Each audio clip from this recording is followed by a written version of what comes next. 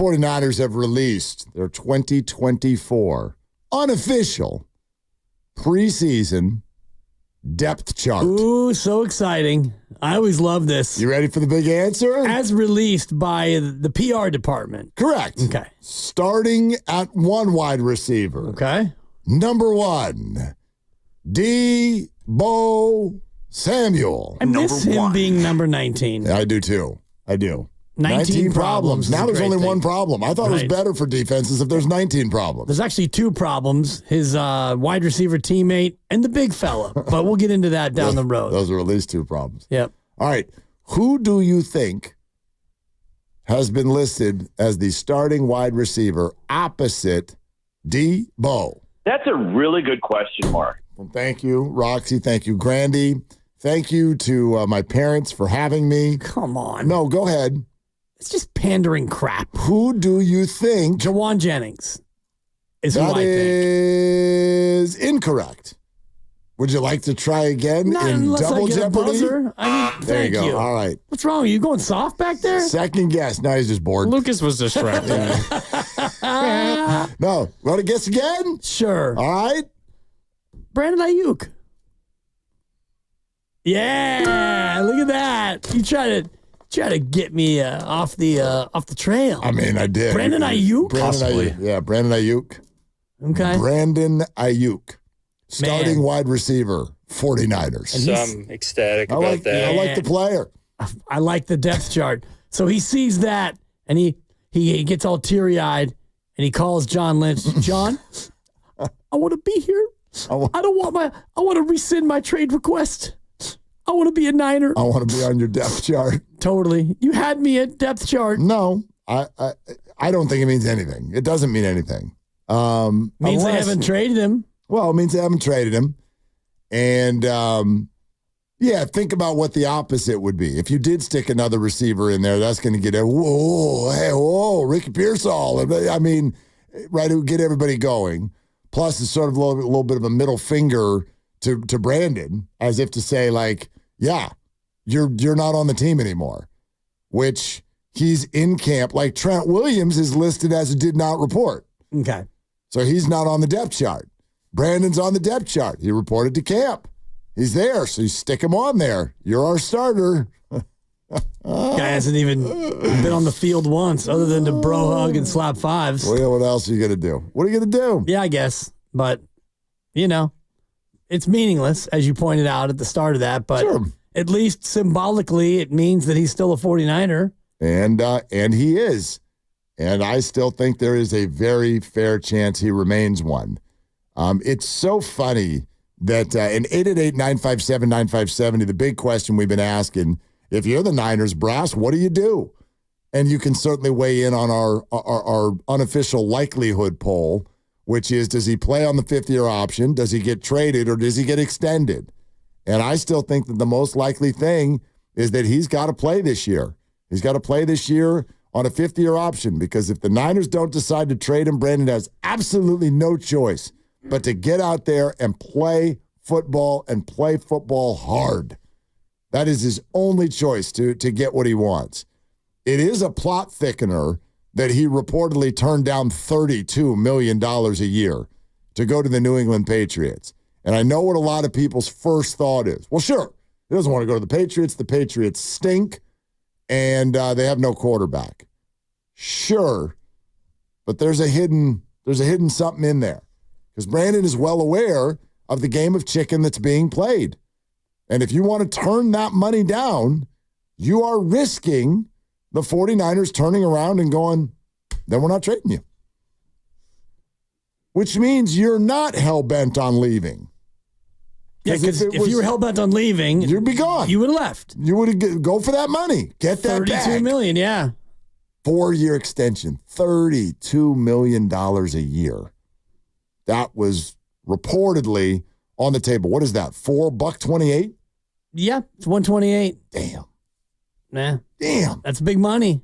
And not all guaranteed, but still the guarantee is usually about 40% of it. So even if he, the fully guaranteed at signing is what I always try to dial in on, because, the practical guarantee for Justin Jefferson's 110, but the actual guarantee is 88.7. Yeah, but 88.7 is in your pocket. It is, but DJ Moore got something in the 80s too. DJ Moore got 81 practical, and the actual was 43.6. Oh, okay. You're talking about practical and actual. Got it. Well, the practical guarantee, that's the third highest, DJ Moore. Yeah. That's the third highest that was doled out this year. Amon-Ra got 77 guaranteed, which is fourth most. 77 out of 120. So that is roughly about 60%. So if he had 32 on the table, 128, and you take 60 million of that guaranteed, that's about 95 million. It's about 90 million guaranteed. I'm shocked he didn't take it. Yeah. I'm shocked he didn't take it. Well, it tells me It's that a hell of a poker move, dude. tells me that it's not that he's hell-bent on leaving. He might be hell-bent on just going to Pittsburgh. And the 49ers might well be hell-bent on no. Especially if they don't get the right compensation back. No And that's deal. really, if you're the deal. Niners, you're obviously what the Patriots were offering, if the reports are to be believed, the Patriots had put a package on the table that the Niners were okay with. All right, we'll do that. We'll trade you Brandon Aiyuk for whatever it was. I don't know if we ever saw the details of what they were reportedly offering, if it was a first-round pick and something, if it was a player. I don't think I ever saw those details, but it was obviously good enough so that the Niners were at least okaying it, and yet Brandon didn't want to go there and take the $32 million. Well, and what I was saying was, what's funny is it seems like people are trying to squash this a little bit to a degree because it's kind of a semantics thing, but there's this like brewing argument over whether or not Brandon Aiyuk has leverage. You know, it's a brewing argument. Yeah. Depends on how you look at it, I guess. In a way, Brandon is showing some sort of power. However, I'd argue it's only because the 49ers are opting to give it to him, and they don't have to do that. So, Matty Mayoko tweeted earlier today, there's been a lot of talk about leverage and which side has it during the Brandon Aiyuk situation. Fact. Aiyuk controls where he goes, if he goes, among teams that work out a deal with the 49ers. He must sign off on a multi-year contract in order to end up with a new team. Totally get what he's saying. But here's the only 3 words I see in that whole tweet, and they're in parentheses. If he goes, which to me craters the rest of the tweet, meaning he has no leverage. Because he doesn't have to send him anywhere. Exactly. But they seem open to sending him somewhere. They seem open. I don't know if I buy all that. You and me, we always ask the question, why is this all out in the public? Why is any of this information out there? Why do we know the team? Why are we now being given the numbers? Why are we being told what the Steelers will return and what they won't return? Why? Someone has to want that out there.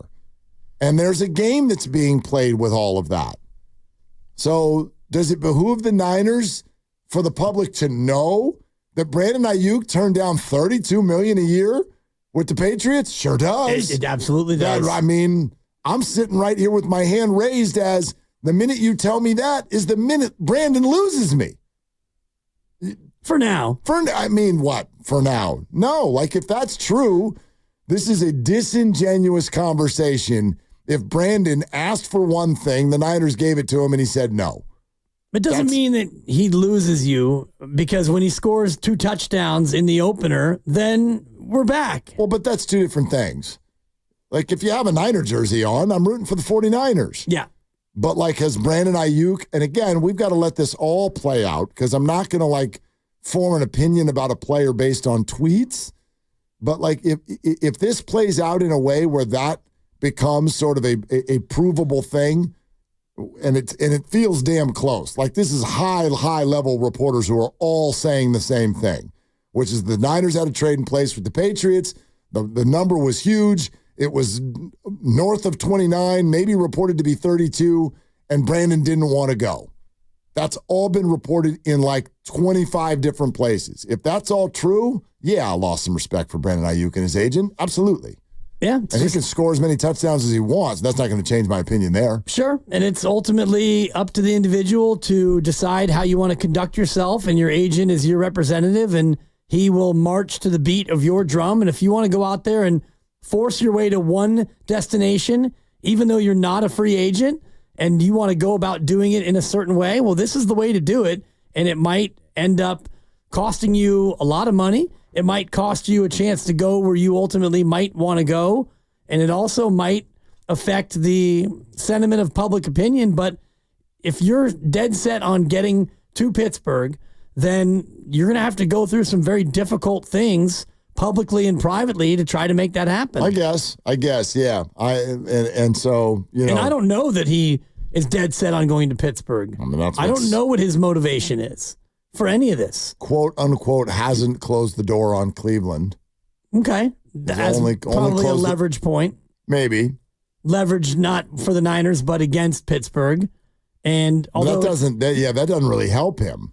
Well, especially if he already had a reported 32 from New England. Right. If he's dead set on Pittsburgh, what would aid Brandon is to be like, all other teams are off the table. You must deal with Pittsburgh. And again, you know, you want to start trying to push the 49ers around, then you run the risk that they're going to push back. And the pushback is, see you on Monday, and you're playing for 14, which... The Jets are here in September. We'll see you. Exactly. And that's probably... they're probably getting close to that point if... You know, if Pittsburgh and the Niners can't really agree on trade compensation, then the Niners might just say, hey, you know, we could try another team, but if it's Pittsburgh or bust, then it's a bust. Okay. Because we tried, and the deal that we were looking to strike was not satisfactory to us. So even though Pittsburgh wants to pay you whatever, $30 million, $29.5 per year, whatever that number is, we're not comfortable with what they're offering. That deal's now dead, Brandon. So what do you want to do, kid? Yeah. Willard and Dibs, 888-957-957. We'll go back to the phones in a sec, but more from Ian Rappaport.